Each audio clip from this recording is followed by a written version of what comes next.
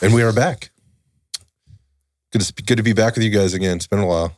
Yeah, it's been a minute. You were traveling for a little bit. I was traveling. Yeah. I was gone most of last week. I was down. It was a really cool opportunity, actually. I got an invite to go to the Texas Tactical Police Officers Association conference, which is, I think, it's about 1,000 SWAT officers show up in this basically kind of this resort venue down in Texas, and it's, trade show, or there's a range day, then there's kind of like trade show, people just kind of socializing, doing business, with one another, seeing their friends, which was it's kind of a reunion thing for a couple of days. And then on Saturday and Sunday, they went out to the range and took some courses, some firearms training courses. There was a few other things too, just I don't know that all of it was firearms related, but some of it was. I was involved with a good friend of mine, Jake Labhart from In Extremis Performance, who's actually on the board of the TTPOA. Oh, okay. Which I didn't even realize until like a few days before we were going. He invited me down just to hang out and kind of get a feel for it. It was awesome. I got to hang out with some very cool people. And I say that because these are, what I was surprised by and kind of taken back by was, you think SWAT dudes and that culture kind of eats its own a little bit. Yeah. And law enforcement in general, but specifically SWAT guys are always making fun of one another, and, other people are making fun of them. And then you have all the different types of agencies that have their own SWAT teams, like the federal agencies, municipal stuff. And then, whatever, a lot of these guys have military backgrounds. So there's that coming into it. But my point of this is these are guys that what I found were like higher level thinkers, super smart guys. Yeah. Leadership from the different departments, that they were coming from. So I was really able to get in some pretty intellectual conversations about a lot of things. It was very cool. And then I was able to attend a banquet there where another buddy of mine, Chris Palmer, he's actually out of Arizona, current law enforcement officer, it was like the keynote speaker at the banquet on whatever night that was, Thursday night or something like that.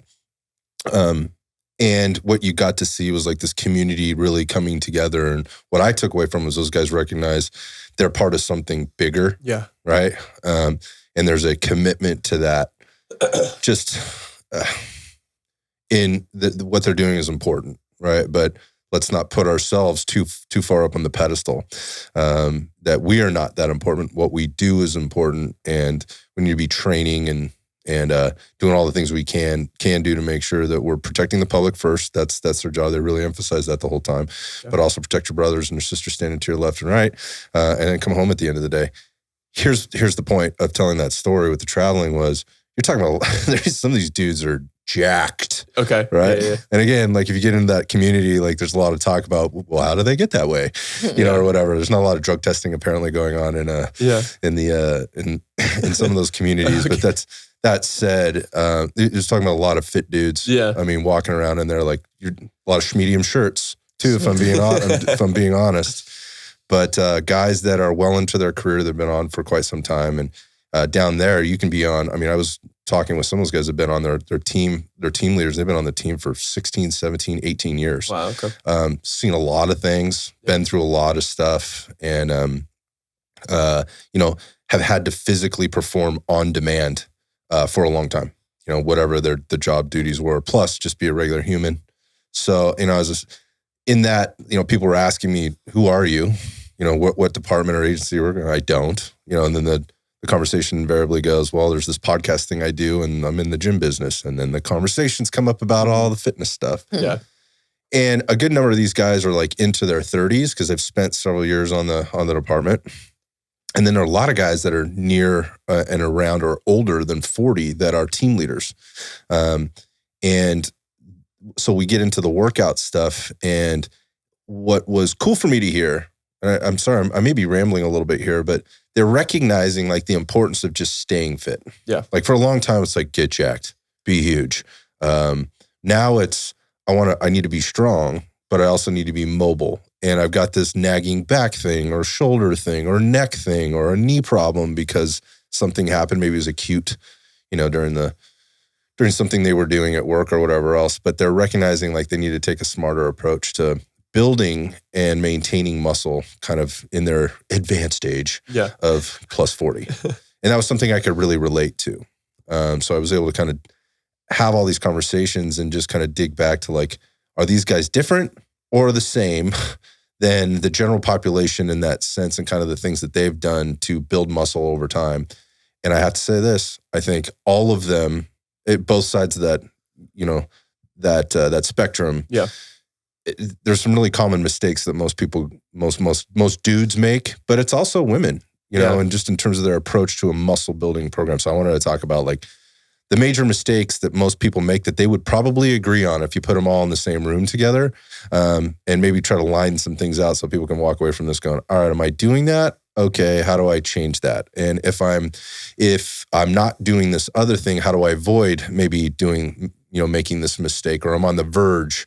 How do I know if I am or not? So there's a couple of things that put together. Maybe we can talk about today to help people out. And there's a long intro to this, but that's kind of where my head was walking into this. And then, of course, coming back, trying to get back into my own workouts because I'm sore as hell. Yeah. Like my recovery time. Well, that, and then you're also have had a cold. Yes, whatever. I got some crud. I probably brought it. But you guys had it before. I don't know. So I didn't. I haven't. Yeah. I don't get sick. Oh, yeah. Watch. Anyways. Invincible. That's famous last words right there. So anyways, let's talk about like sort of the common mistakes people make with building muscle over 40 years old. This is for anybody that's under 40. Yeah. As they're nearing that 40 or thinking about that, which I don't think people often think about. Nope. And certainly for the people that are over 40, it's never too late to make changes. And I think these are very common things that again, maybe we can help some people with. All right. So what's the number one sort of mistake you see somebody making over 40 as they're maybe jumping back in or trying to ramp up their program? Hasn't done it for a while, maybe something like that. What comes to mind first? Or that's just starting. I can tell you what comes to my mind first, and that is not using an appropriate load or a load that's challenging enough that creates a stimulus that elicits change. Yeah. So I would say, especially for women, 40 or over, one, who've never lifted, or two, that are trying to get back into it, or three, there's still this underlying theme of, I don't want to get too big. And so, I've been trying to get too big for a long time. It's still there's still this whole cardio on the bike, or, let's go to some don't even get me other started. class. Don't I even know, get me started. but it's some other class. I was just having this conversation with somebody the other day about how, on the bicycle, they would be on the bike and they'd have like 3-pound dumbbells, and they're used to doing 10 or 15-pound dumbbells for shoulder raises, but they have to do 20 to 30 arm things, shoulder raises, while they're on a bicycle. And I'm like, so Wow. like that's not going to do you any good as far as if you're wanting to, create a stimulus to put on some muscle mass. Oh, but CeCe, at least they're doing something, air quotes. Yes. That's what I hear. They're not sitting on the couch. Yeah, what are you doing? I think that's the question. But I think for women, it's not lifting heavy enough. And the dudes are, generally speaking, trying to lift way too heavy. Ego lifting. In order to build muscle. Like, I think that's the thing that people need to understand. You don't have to lift uber heavy weight in order to build muscle. Yeah. You don't. There's balancing volume and intensity. Intensity being usually measured by how much load you're using, and the volume is like how much work you're doing. We've talked about that on the show before. Yes. But generally speaking, you don't have to lift a ton of weight to build and or maintain muscle. Like max, 3-rep maximum type lifts. Yeah. That will produce a certain, training effect, but do you need to be doing that? And I see guys way overdoing it. Well, I think the commonality between those two is not doing the right amount or the right intensity for you currently. So whether it's on the one side, a lot of times we see with women where it's way too little intensity a lot of times and way too a bunch of junk volume, just reps on reps on reps, and they're just moving. And then, I see a lot of that, the older guys on the other side of it, trying to push too much, and especially pushing too much too soon or too much intensity consistently. And we'll talk about a lot of these other metrics, but not being dialed in with all the other things around it, I think is the big thing too. But when you mean dialed in around it, are you talking about nutrition?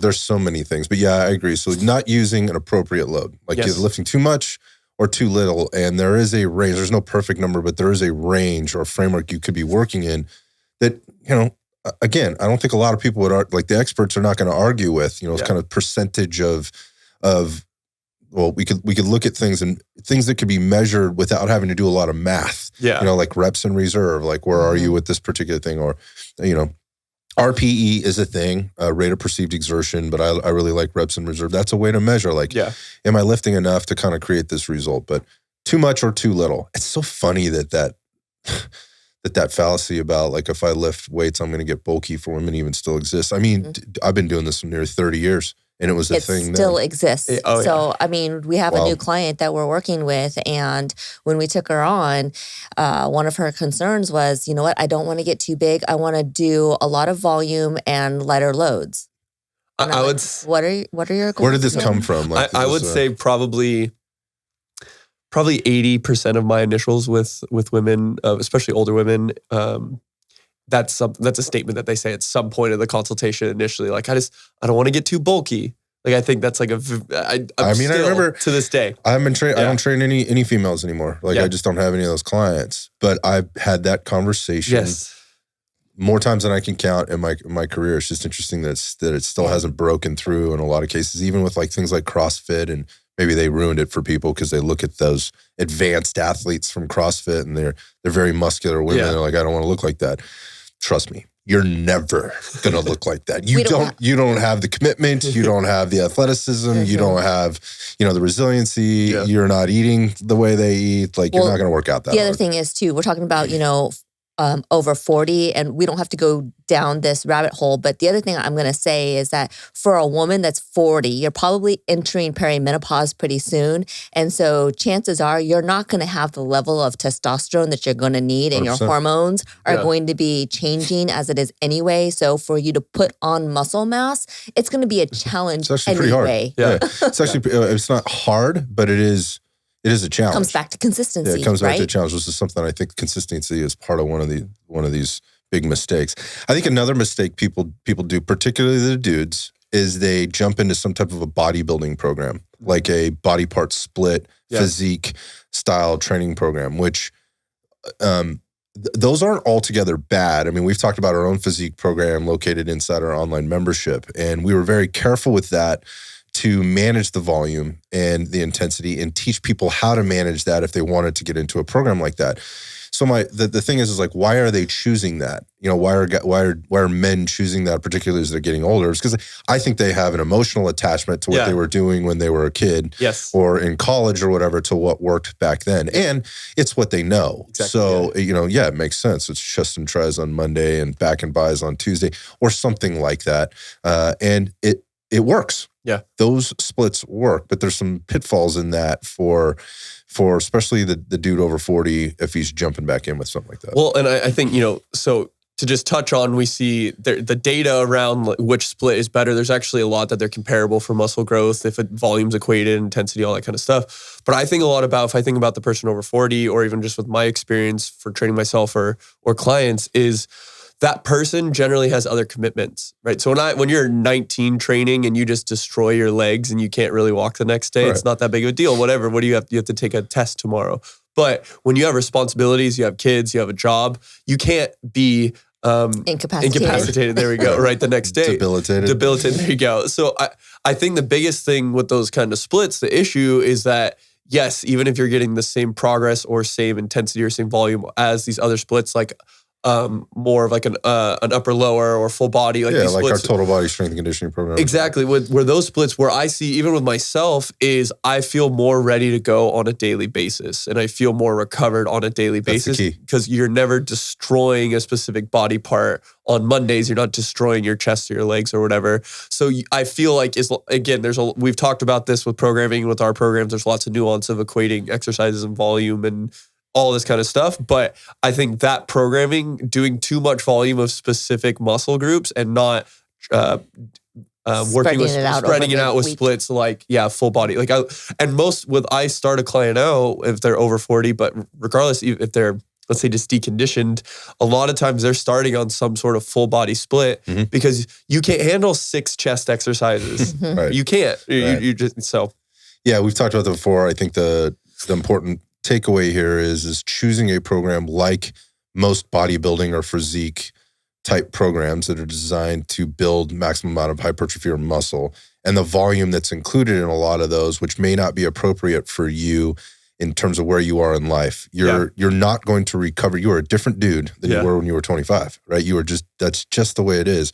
Your ability to recover is less, right? You need more sleep. You need more rest. So, do you have the time to put this in?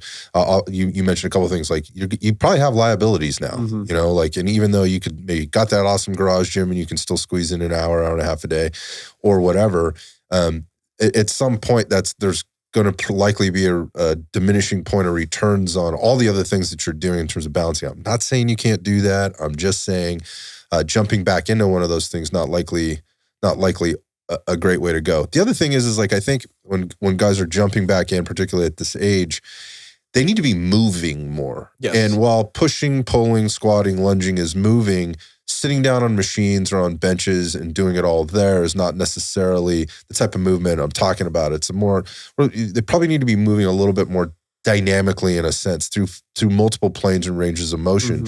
And most bodybuilding routines do not include that. And I'll give you an example. Like, tell me a bodybuilding routine that you've seen outside of ours that includes any kind of rotation, right? Or lateral work, right? In lateral races. Right. I mean, right.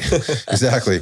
So like those are things that are important, like being able to move your body through space. I mean, going back to the subset of people I was talking about before, they need to be able to move very quickly in all different types of directions.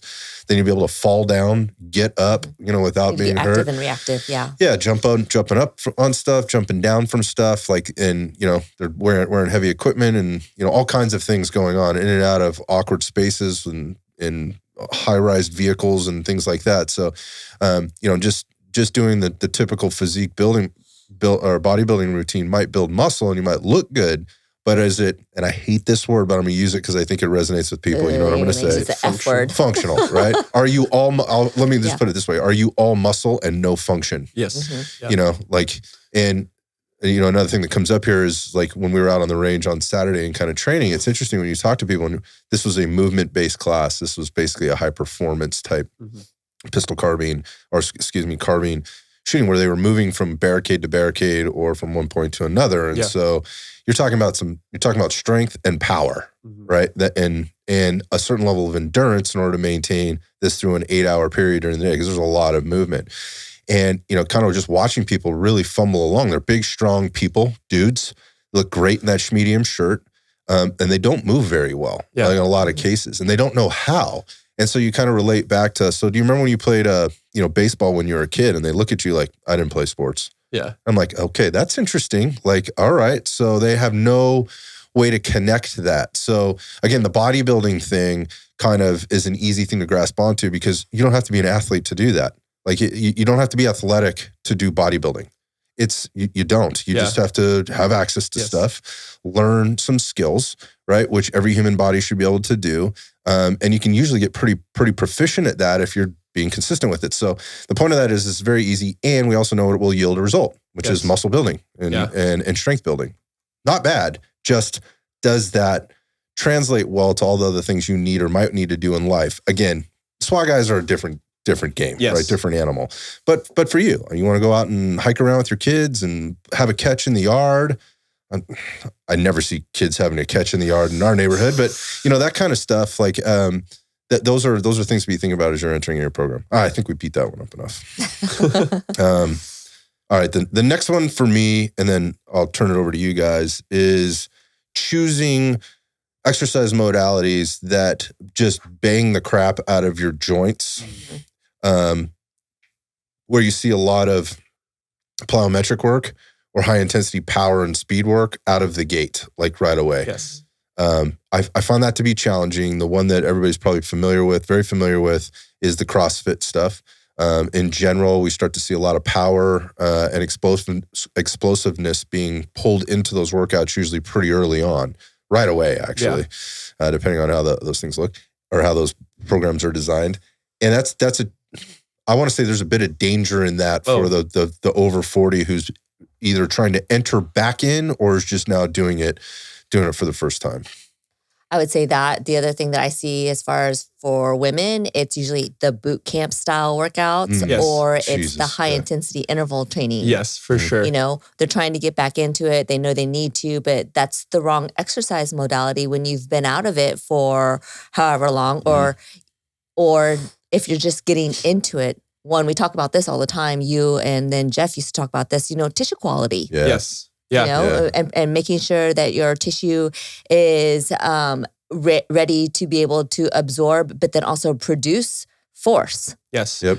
And this comes from an active level, but this also comes like a reactive deep within like these systems like tendon quality, like joint health, things like this. These come from an aspect of us that it's not something you can just try really hard to have. Your body has to develop that capability and that ability. Good point. Yeah, and so it's these things that you have to train it. Even who's someone who was maybe an athlete, yes, 15, 20, 30 years ago, they may have more of an ability to develop that quickly, but they still have to have a point where they're developing their tissue quality and their nervous system's reactionary response to the stimulus of a plyometric. So if you go day one and you haven't jumped in, I don't know, however 30 long. years, and then you're doing box jumps where you're jumping up and jumping down and jumping up and jumping down, your Achilles tendon is going to love that. Or whatever. Or your whatever. knees, your shoulders, your back. But even, athletes, college athletes or even professional athletes, when their strength and conditioning coach is programming, they're doing contacts. They're counting the contact that the person is making when they're jumping and absorbing forces. And they're even managed. That volume is managed. Yes. I mean, to not dive into that, but they're getting even so nuanced of like, what's their weight? What's the total like tonnage of ground contacts of like, what's their weight with Yeah, they're using power plates and all kinds of devices. Exactly. So if you go to a class, something like that, where it's high impact off the get-go, and you haven't developed that preparatory phase of getting your body ready to accept these high impact things. Impact is good. And it's actually funny because one of my points I want to bring up later is the benefits that you need to do some power training. But the point here is a lot of people are doing it too soon. And they're doing it without their body being ready for it. Right. That's super, super common. And this includes running, for a person. It's like, and we talked about this, I was talking about a client who had called me up and, her back was all jacked up because she decided to go out and run a 5K one day with a pre-existing back issue and whatever. The point of that is like, that is a high impact activity. Now, as you condition yourself and your body becomes a little bit more used to it, maybe lose a little body fat or weight or whatever else, you become a more efficient runner.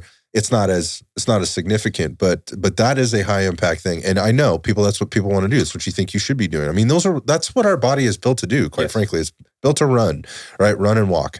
So, but choosing that right out of the gate, I think is a big mistake, or any of those things like the plyometric, box jumping, sprint work. Like it's too soon. Like you have to build a base for this. And again, a huge mistake I see people making because what ends up happening is, again, you are not the same dude. Right. So you are not as resilient. That tissue quality has changed. You do not have the range of motion. You do not have sort of length tension relationships that are going to be great for this right now. We can train this, right? But it's to do it in a explosive, to be doing that kind of a skill in an explosive environment right out of the gate doesn't make a lot of sense. That, or also, you were talking about our bodies are made to walk and run, but at the same time, modern day technologies have really limited our choices as far as to walk or to run. And so, our bodies and our lifestyles have changed over time, or we've made those choices. And so if you were to all of a sudden go and run, you're not ready. Right. Yeah. And it's problematic because you could start developing some poor movement patterns, some soft tissue issues, joint integrity issues, but also like irritated joints. Again, like nobody likes having a bum shoulder or an annoying knee or whatever else because of the obvious reasons. But then you start trying to find workarounds to it. And I found that to be really interesting rather than like, I have a problem, let's address it. Yeah. It's like, no, I have a problem, I don't want to address it. Yes. Like, let's just give me something else to do. Let's ignore it, it'll go away. Yeah. So high impact routines, high intensity routines from a plyometric or power specific programming perspective, I think is something that, again, I see a lot of people jump into those things and they're sorry for it. It's not you can't do it. Let's be smart about lay the foundation for it. Smart about approach. What else you guys got? nutrition and Oh my God. prioritizing nutrition and recovery. Yeah. So a lot of times people, I think, jump into the exercise component, but yet they don't have any routine or any plan as far as how they're going to address their nutrition to fuel their exercise or make recovery and sleep by priority after workouts or prior to workouts. Oh, this is a lot there. Like, but let's stay on the nutrition thing. One thing. Okay. Yeah, let's stay on the nutrition thing. I agree with you 100%. Because we're making this big change in our lifestyle, right? Or we're attempting to make this change over a longer period, whatever it is, wherever we are in our journey. And that is the working out. So, it's committing to the 3, 4, 5, 6, however many days you're doing this, to getting to the gym. And that's a commitment, right? Yeah. And that takes work and you have to think about it. But once you're there, it just kind of makes sense, right? I do these things, it yields this result, right? Whether good, bad, or indifferent, right? Yeah. I'm going to get a result versus the nutrition piece, which is all the things that happen the other 23 hours of the day. And obviously that can be a challenge for people. Here is the bigger pitfall I see with men getting into this is going back to nutrition. It's like, oh, working out again. They get like, I should have some supplements. Like this is what dudes do, right? Like I should have some protein powder. It's probably not a bad idea, to be honest, but okay, so they get the protein powder. Then it's like, they go down there and it's like, what else should I be doing? Like let's get the creatine on board. Again, not a bad idea. Get that creatine on board. But they haven't addressed the food intake. They certainly don't understand how many calories they are taking. And the other thing with the dudes is 98% of them want to lose a little body fat. That 2% is a very small percentage of the very small percentage of people that are skinny and looking to just bulk and they don't care. Like if I put on body fat, or they just don't want to put on too much. But I guess my point there is first thing they end up doing is cutting carbohydrate out of their diet, like with no idea of where they are specific to their dietary intake for now. They know they could be eating a little bit better, and they probably eat too much chips and salsa. When they go to the joint or whatever. Yeah. They could stop eating fries and order a salad, right? All those things kind of make good. That's good conventional wisdom, right? It makes sense. The problem with it is it's not well developed, and they end up cutting carbohydrate. Thereby, they cut nutrients, right, and energy out of their system, expecting to put on muscle. Just think about that for a second. Like that math doesn't really equate yet. It doesn't math, right? It doesn't math out. But I see that happening quite frequently. It's like, oh yeah, I'm just eating, I'm kind of eating carnivore, a little bit of keto. Like it's, I'm eating a lot of steak, a lot of chicken. Cool. How much? I don't know. I eat a ton. I'm having a tough time eating during the day. Go back to this population I was talking about. A lot of stuff happening at the end of the day or end of shift, particularly if you're a shift worker of any kind. Like, where do you get all this in? But yeah, the nutrition component, that's the men. They start cutting carbohydrate. They onboard the protein powder. Again, probably not a bad idea. They go to the creatine, or maybe they go a pre-workout. We've talked about with Steven about all this stuff a million times. Test support or something. Yeah, but we haven't really gotten down to the nitty-gritty, which are what's the nutrient value of what you are putting in your body. Are you fueling yourself for success? Yeah. If you're trying to build muscle, this is paramount. You have to understand this. On the flip side, like, what do you guys see the women doing? I can tell you what I see. I see two ends of the spectrum. One, I see some women like, oh, I'm increasing my exercise, so that gives me liberties to eat or drink whatever I want. I deserve this. Yep, I deserve this. No, that's not the case. Or on the other end of the spectrum, it's like, okay, so I've started my exercise routine, so I'm going to just cut all my calories. Restrict. I'm gonna go like 1,200 calories. Oh, I feel like less. Yeah, I was gonna say I've done math on some calories. Sometimes I'm like, you're not even eating 1,000 calories today. Right. 11-year-old child should be eating over 1,000. Anyways, but so I think that's the one I see a lot more. Is this extreme cut of calories especially with women. Honestly, I see it with a lot of people, but I think it's that we've talked about that kind of the instant gratification, like wanting the results now. But what did we say to kind of start this out? A lot of this is when you are getting into 40s or older, a lot of those things that go are recovery and performance and all these things. So you have to be more dialed in with these things. What are the things that are going to inhibit or hinder your recovery a lot? It's not having good nutrition in general. And I think a big thing, I honestly, I see that, I feel like at this point I see it more than the inverse, where people are just treating themselves eating too much. I think as soon as someone is starting an exercise routine, especially women, they're under eating a crazy amount. They're afraid to eat. They're afraid to, and I mean, whether it's protein, but even there are other carbohydrates, things like that. Well, but then the fat, they start to really restrict fat. And especially as you're getting 40 and older, you need your fat, you need your essential fats to help with hormones. Yes, exactly. Yeah, it's kind of a messed up, what's the word? It's like a paradox, kind of, maybe that's the wrong word, but dichotomy. Yeah, dichotomy of like, there you go. Like I want to build muscle and lose fat, so eat less. Yes. Right. And this should work itself out. Work out more. Right. Eat less, work out more. This will work itself out. And it doesn't work that. We've talked about that so many times on the show, just about what that metabolic adaptation looks like. And in most cases, I would say, going back to my 98%, 98% of the people that I ever talk to or deal with need to be eating more calories. Yes. Again, maybe that 2% doesn't. And that's generally like, there's probably some things that they're onboarding or intaking that they probably shouldn't be. It's coming from alcohol. It's coming from like just some poor behavior. Let's just say that. Not that drinking alcohol is a poor behavior. That's not what I'm saying. I'm just saying, like, you knowingly are doing these things and they're pushing you over your calories. If we just swap those calories with these types of calories, you probably wouldn't feel the need to want to eat those calories, alcohol set aside, right? And you would be getting more benefit by it. But most people are under eating and need to eat more. So I was going to say, not that I was completely eavesdropping on a conversation that you were having the other day on one of your consults, but you were talking to the individual about how readily available carbohydrates are, right? And so because they're so readily available and because they are so palatable, people have a tendency to overeat those a lot easier than eating their proteins. Yep. Yeah. So, I think the whole point was talking about travel and how you try to do some food prep either for a plane flight or when you land somewhere, and knowing where to scope out to go get your groceries and the types of groceries that you focus on, especially if you're going to be on the range all day,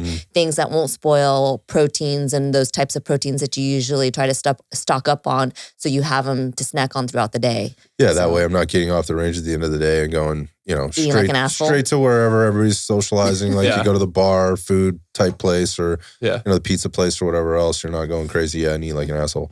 But the bottom line is they're not they've already been very accustomed to a routine in life, and they're not adjusting that to their muscle building goal. Yeah. Here's the other part to this, and I think this is a valid point for both men and women, is like when you were 25, you likely didn't have anybody else that you were responsible for feeding, right? And so like the grocery shopping was all about you, right? So it's much easier to like kind of make you happy versus make you, your partner, your spouse, whatever, and your kids happy with the foods that are being prepared and going onto the table. So this is kind of like an adjustment for everybody to get those calories and the density of those the nutrient density of those calories in, if you're really starting to make some adjustments. And by the way, everybody benefits by this generally at the end of the day if you can make that switch. But yeah, not supporting yourself nutritionally is a huge mistake. And I think it probably goes without saying, but I think it's more the reasons why. Like, why are you not? No, I'm eating. I eat clean. I eat clean. Oh gosh. We hear that all the time, I eat super healthy. Yeah. But you're not eating enough, right? You're not eating enough. Yeah. And your macronutrient profile, the proteins, carbs, and fats that you are intaking are not supporting, the things that you're trying to do. And that's the nuance of this. I think the biggest takeaway from that whole part of this is having the awareness of dialing in what you actually need to be intaking. Because I feel like people's nutrition, it's all over the place. Their macro profile is really wonky. I see a lot of that under eating, binge eating, and then what that does to metabolism and all these different things as well. So I think it's just dialing in.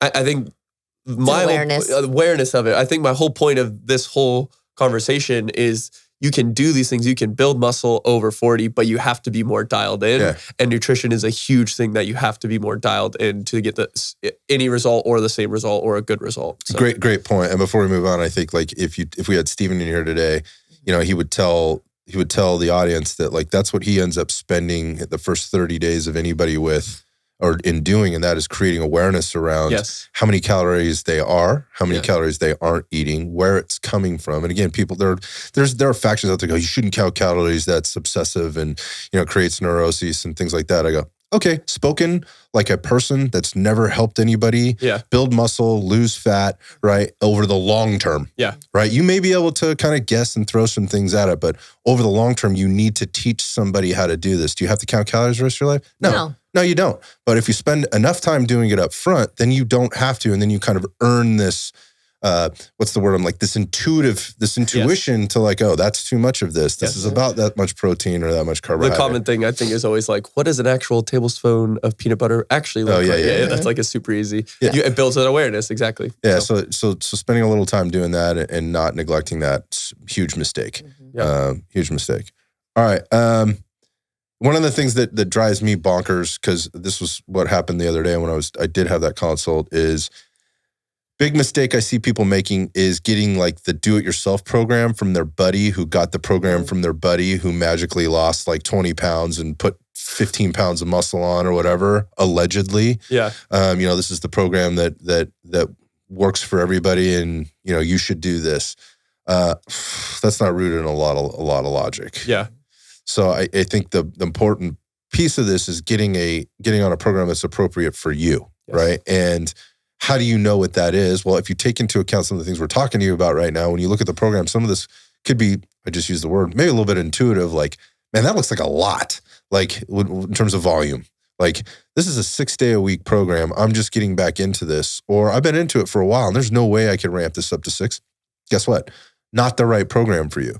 This looks like a bro split program. Okay, it's probably not the bro split program. May or may not be the best choice for you, but getting something from somebody that doesn't have a little bit of rationale behind it, and it should be very clear to you as you're going into it what you should expect and not expect from this program, while also being very cautious that people will sell you all kinds of stuff. Yeah. So that can be a little bit of like treacherous territory. Yeah, I guess one of the things I think about is, when you're the person that you're talking about or whoever is getting a program from a friend of a friend, what's that friend of a friend's vested interest in you? Right. Here's another thing with exercise programming that I've seen. Like people rarely want to pay for it.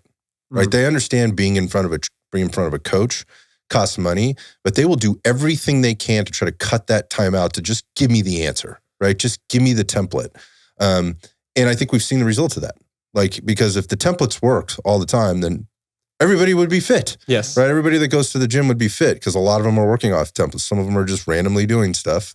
Again, but if it worked like that, there would be a lot more fit people out there. And the reality of it is like a lot of this stuff is just not rooted in a lot of logic. There is some science and there's also an art to programming, but I think more importantly, it's like understanding who that programming is going to, right? Because yes, there's a general framework of things we need to be doing in order to build muscle, right? Yeah. And I think a lot of people think like we talked about this, have to do more than they really need to do. That's very untrue. You don't, right? Again, if you manage the volume and the intensity, a couple of days a week can yield a fantastic result. So, there's not a lot of people out there selling, if I'm being honest, like 2-day-a-week muscle building programs, right? Because they recognize that's a hard sell to somebody that is expecting to see the 5 or 6 day a week muscle building program. If you see that as a consumer, you're like, oh, there's only 2 days on here. I just paid for this program. I want to see a lot of content. I want to see a lot of different exercises.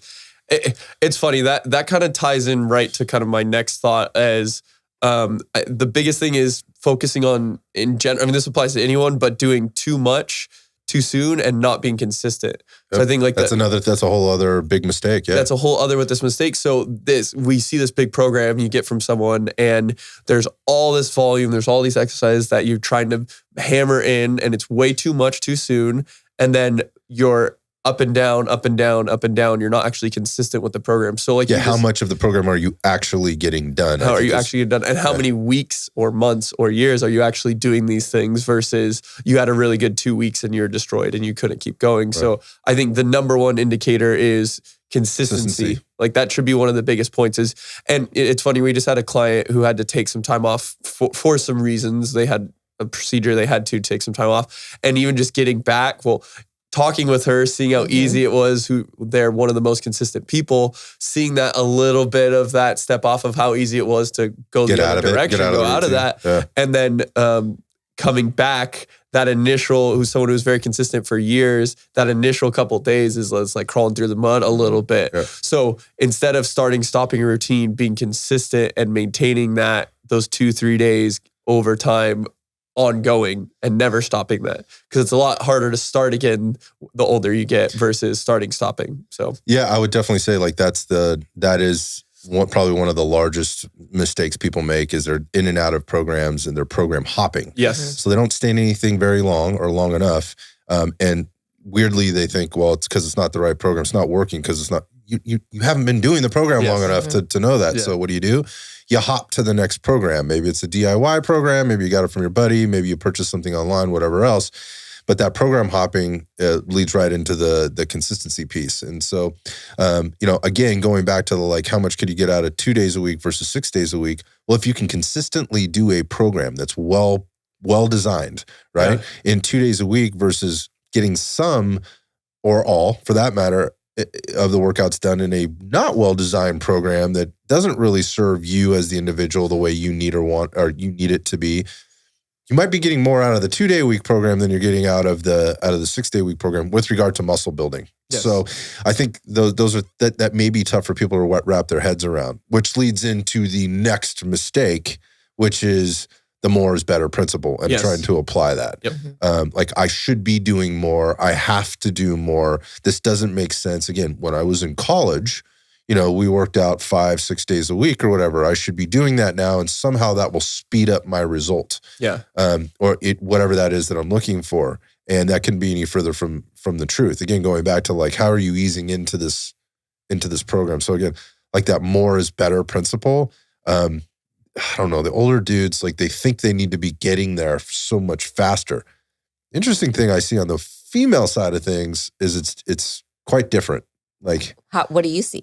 I see them like, I only want to do this 2 days a week. Yeah. And there's multiple reasons for that. So the other thing that I've noticed too, well, at least within our space, as far as the females, I only want to do it 2 days a week, but it's also a cultural thing too, depending on who's coming through those doors. Sure. I only want to do maybe 1 day a week.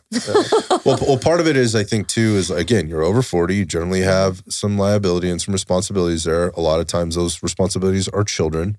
And I see moms particularly having a tough time making a financial spend, just for themselves. They see that to be very selfish, and at times, and that they have a challenge with this. So while they know they need to do it, they're also resistant to doing it because, like, I'm taking time away from my family. I'm using finance to take care of myself. This seems wrong. This seems selfish. It seems selfish. Well, even on not just the financial investment, but the almost bigger for a lot of them is the time investment. Right? They're taking this. I feel guilty for taking my time to go do this, and I have to have that conversation all the time. Of you will be more present, you will have more energy. All those things of take this time so that you can be there more effectively outside of this time. But that's and the thing that I struggle with when I see this or I hear this, I'm like, but how much time do you take to go get your nails done every 2 weeks, or get your lashes done, or go get your your hair done? Like, you might as well invest in your health versus invest in your aesthetics. Like, I get it, but at the same time, like, come on. You're spending money. You might as well invest in your health and longevity versus invest in your aesthetics. Yeah, I just don't get it. That one, I can't put that together either. Like the nails, the hair, the lashes, the makeup, the Botox, all of the stuff, right? Like the amount of money that gets spent on that to then come back and say, well, the gym membership's really expensive. Really? I mean, because if we took, what's that commercial where, you take like how many, it's an app that if you download on your phone and you connect your bank account, it shows you how many like subscriptions you have, and people are paying for shit that they don't even know. Yep. Like if they had one for like, how much are you spending on all of those things, nails, hair, lashes, Botox, the waxing, all the things that ladies do. Like, what would that add up to on a monthly basis? Well, it's mind blowing because we've trained people that take that are consumers of that, and we've trained a lot of people that deliver those services to people, and they make good money, really good money. It's so funny to me too, because you're saying this of doing those things for aesthetics, but for me, maybe it's just me, but someone who is healthy and fit is way more aesthetically pleasing to me. So if you want to get the most out of your bang for your buck for your aesthetics and your longevity and your health, maybe put that time and money towards exercising. Yeah, I could say something. I'm not going to say it, but I would agree. And at the end of the day, like, I don't think hubby's going to be upset with you, if you're feeling more confident, living more vibrantly, because that translates into other things. Everybody's happy at the end of the day there. It's a win-win. Yeah, and when we get back to like the hormone stuff and, the upregulation of some things, downregulation of other things, and just, again, the vibrancy that you can have as a human, I think where we started with this was just the more is better principle, but also just conversely, like, it doesn't have to be as much as most people think. Yes. And in case we didn't make this clear, and for the dudes, I think, that includes the weights that you're lifting, like the loads, the amount of weight that you're putting on the bar, or, the dumbbells or whatever else. It doesn't have to be that much. No. Like, minimum effective dose, right? To get the stimulus that provides the result. Yes. And generally it's a lot less than you might think it is. Yes. Last one, jumping in. So I think the last one, we can wrap this up. The one that really stood out to me as I pushed my way over 40, and it wasn't something that I wasn't doing before, but it's something that I recognized I needed to do, was doing a proper warm-up before I got started. Yes, man. Most dudes, as they get, older, they're not thinking this way. Yep. They're just like, get me into the gym. Let's get this done. Do a couple warm-up sets. Yeah, like whatever you're doing, a couple warm-up sets, and we get going, versus a thorough, like, maybe active dynamic warm-up, or just some type of warm-up that helps me do a couple things. One, gets my head in the game, right? Like, just kind of gets me to downregulate all the shit that happened during the day and gets me kind of focused, right? Like, I put the phone down, it goes over, and it's like, okay, I am into this thing now, and I am trying to prep my body for about what I'm about to take it through. And what does that mean as you get older in age? Well, think about it this way. Like, this might not be an awesome analogy. Oh, for the car guys, you left a car sitting in the garage for 10 years. Yes. Right. You got all those seals within the motor, right? You have, or the engine, you got head gaskets, you got oil pan gaskets, right? You've got rings in your cylinders. You've got, when we're talking about gaskets, you could be talking about like what's going on in the valve covers if you're running a car. That shit gets dried out if you're not using it, right? Yes. It gets crusty, right? It gets brittle. Your connective tissue works the same way. Same way. So, like, just understand that you may be able to fire up that classic car that's in the garage, after 10 years and, charging the battery or whatever, but you're living on borrowed time. If you went out and ran it hard, you're probably going to spring a leak somewhere. Yes. And in a car, that means replacing a gasket and pulling a motor apart or an engine apart. In a human, that could be a little less cool. And usually what happens with that is it happens over time, right? But your tissue quality is just not the same. It needs to be hydrated. Yes. You think about muscle fibers sliding and gliding over one another.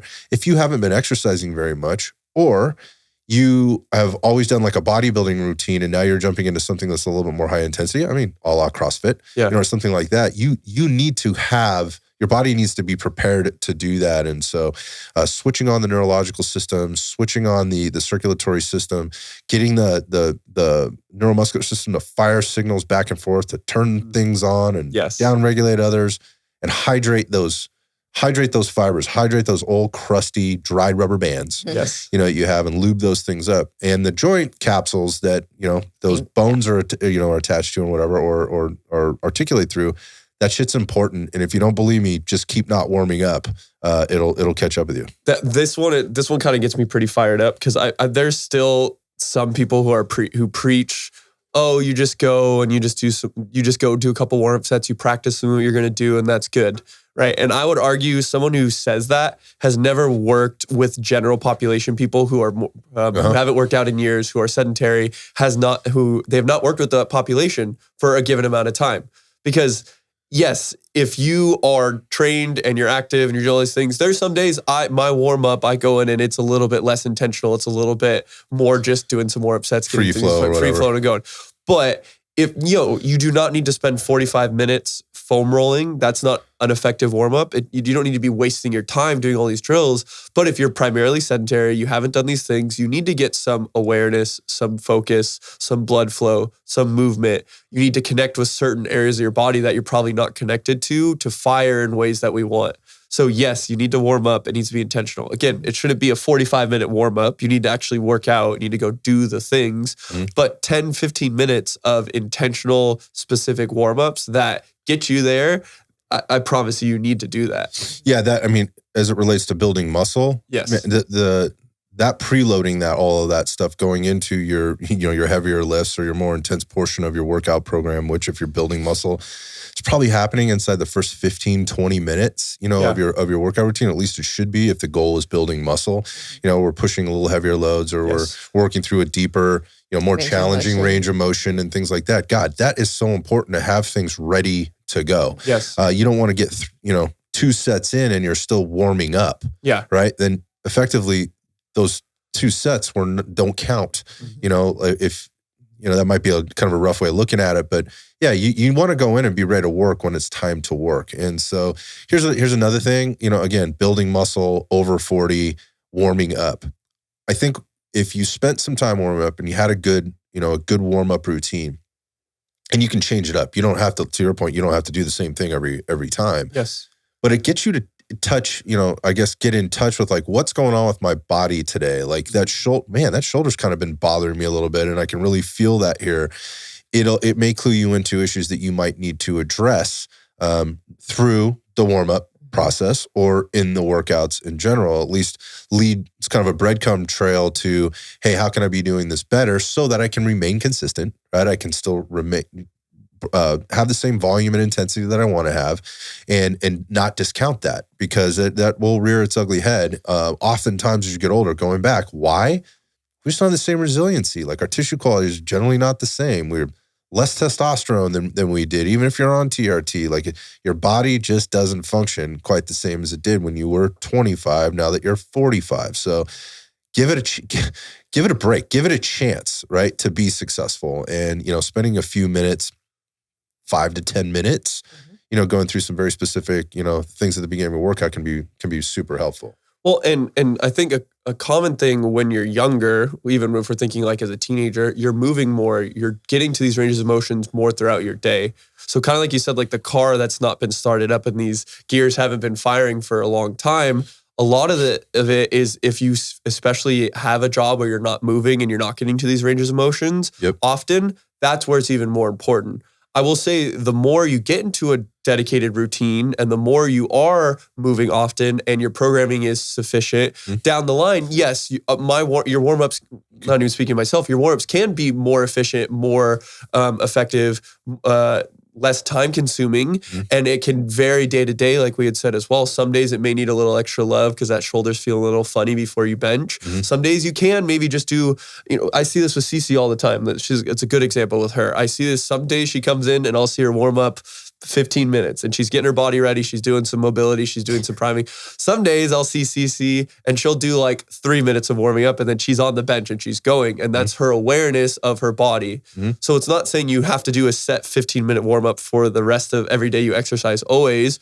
But if you haven't been exercising, yes, you need to do that. The longer you're consistent with your programming, you're not sedentary so much throughout the day, you're not getting, or weak, all these different things, the less that you do need to be intentional about that warm-up. Can I also talk about the client base that we do have, which is probably the people that are listening as well. If you're going to work out first thing in the morning, like what have you been doing the last, 6 to 8 hours or maybe 5 to 8 hours? You've been sleeping, you've been laying in your bed. So if you're getting up and you're going to the gym, you better spend some fucking time warming up. It's a solid point, right?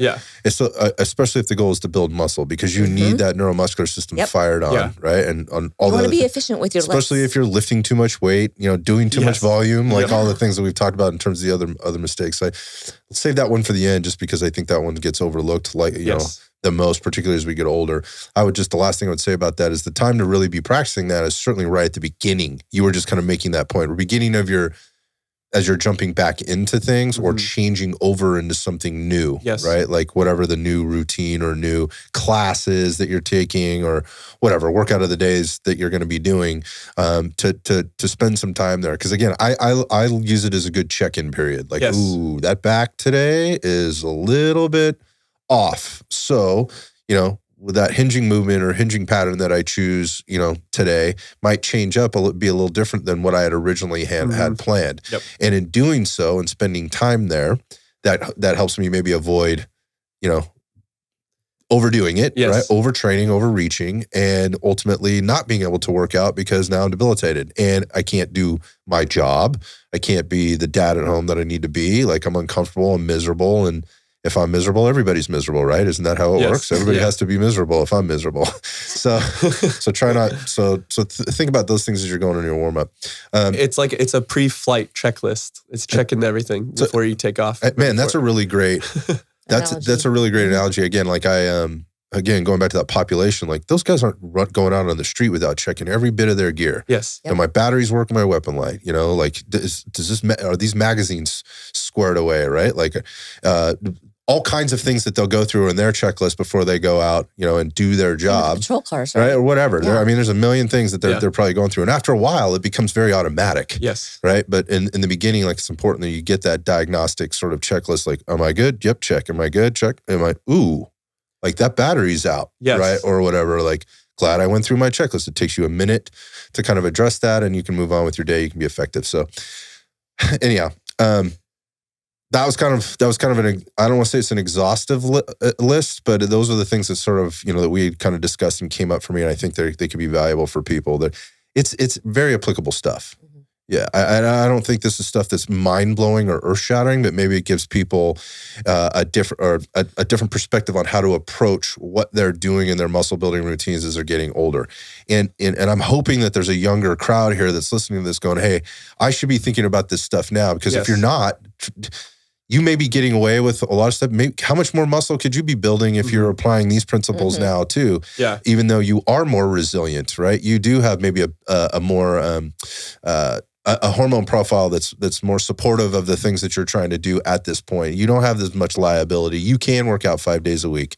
Cool. Why don't you if you could tune some things up a little bit, you may be able to get even more of a result. I think the biggest key takeaway for all of this, for me, all these points is you can still build muscle in your 40s and after. You can. The older you get, you just need to be a little bit more dialed in. You need to be controlling the knobs more intentionally. You can't just be going willy-nilly. So with all these things, the key indicator with all these was controlling the variables more and more as much as you can. So. Yeah, just in wrapping up here, that was one of the things that we talked about and kind of designed our program around, the Red Dot Fitness Strong program, the muscle building and strength program. And that is a 4 to 5 days a week. You kind of add a 5th day in there if you wanted to, but you could also chop it down to 2 days or 3 days if you wanted to. We thought about this, like, hey, not everybody's going to be able to do 4. They shouldn't feel like they have to do 4 to 5 days. If it's not accessible to them, their gym's not accessible, they travel, whatever, or some weeks is 4, some weeks is 2. You can go through there and we kind of look at, how we're balancing things, upper body, lower body, pushing, pulling, hinging, squatting, and we've sort of added those things in, including warm up, stuff that you can check out in terms of videos and mobility stuff. So I have conversations about that program with better than 80% of the people that I talk to, because it is a longer term program. It's a 4-month program. So it allows somebody to kind of get into it and do the work over time, where we have managed the volume. We have managed the intensity, and you can too, as an individual, you can adjust appropriately to you. And, the thing that I really pride ourselves on there is, like, once you're into one of our programs, you have access to us. You can reach out to us at any time to help you kind of navigate what's going to work best for you. That program. So if you're interested in taking a look and maybe purchasing RDF Strong, go to rdfstrong.com. You can use Strong 25 and get 25% off.